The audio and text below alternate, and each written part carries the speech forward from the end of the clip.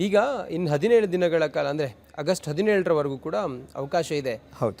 ಇದೊಂದು ಕೊನೆ ಹಂತದ, ಅಂದರೆ ಯಾವಾಗ ಬೇಕಾದ್ರೂ ಮಾಡ್ಬೋದು, ಈ ಟೈಮ್ ಪೀರಿಯಡ್ನಲ್ಲಿ ಇದೊಂದು ಕೊನೆ ಹಂತದ. ಈ ಸಂದರ್ಭದಲ್ಲಿ ರಾಜಕೀಯ ಪಕ್ಷಗಳೀಗ ಜವಾಬ್ದಾರಿ ಏನು, ಜನಪ್ರತಿನಿಧಿಗಳ ಜವಾಬ್ದಾರಿ ಏನು? ಅಂತಿಮ ಹಂತದಲ್ಲಿ ಪಾಪ ಯಾರೋ ಬಡವರು, ಅವರಿಗೆ ಏನಾಗಿದೆ ಏನು ಎತ್ತ ಏನೂ ಗೊತ್ತಿಲ್ಲ.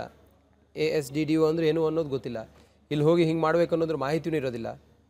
ಇಂಥ ಸಮಯದಲ್ಲಿ ಜವಾಬ್ದಾರಿ ಯಾರದ್ದು? ಅಧಿಕಾರಿಗಳಂತ ಜನಪ್ರತಿನಿಧಿ? ಬಹಳ ಮುಖ್ಯ ಪ್ರಶ್ನೆ.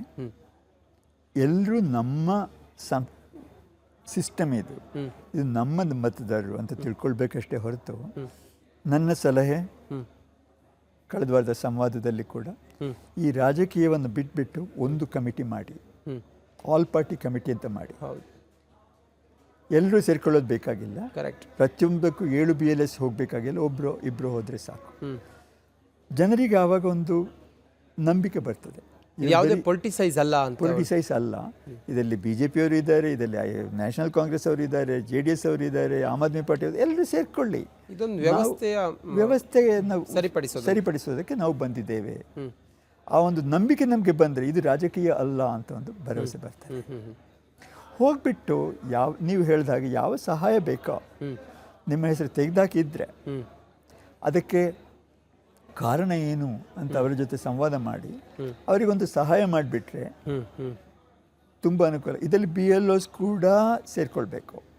ಯಾಕಂದರೆ BLSಗಳು ಅಥವಾ ನೀವು ಸಲಹೆ ಕೊಡ್ಬೋದು ಅಷ್ಟೇ ಹೊರತು ಅದನ್ನು ಕಾರ್ಯಗತ ಮಾಡೋದಕ್ಕೆ ಅಧಿಕಾರಿಗಳು ಬೇಕು, BLOs ಬೇಕು. ಹೌದು. ಆ ಒಂದು ಟೀಮ್ ಮಾಡಿಕೊಂಡು ಮನೆ ಮನೆಗೆ ಹೋಗಿಬಿಟ್ರೆ ಮನೆಗೆ ನಿಜವಾಗ್ಲೂ ಹೋಗೋದಕ್ಕೆ ಅದಕ್ಕೂ ಶಾರ್ಟ್ ಲಿಸ್ಟ್ ಮಾಡ್ಬೋದು. ಹೌದು.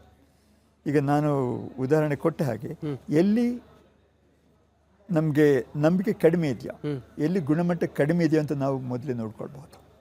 ಅದು ನೋಡ್ಕೊಂಡ್ಬಿಟ್ಟು ಅದಕ್ಕೆ ಸರಿಯಾಗಿ ಹೋದರೆ ಸುಲಭ ಇದೆ. ಮತ್ತೊಂದು, ನಾನು ಬಸವನಗುಡಿಯಲ್ಲಿ ನೋಡಿದ ಹಾಗೆ ಸರಿ ಈ ನಮ್ಮ ಸಿಸ್ಟಮ್ ಸರಿ ಇಲ್ಲದೆ ಇದ್ದರೆ, BLSಗಳು ಸರಿಯಾಗಿ ಕೆಲಸ ಮಾಡದೇ ಇದ್ದರೆ, ಈ ASDDO ಲಿಸ್ಟಿಂದು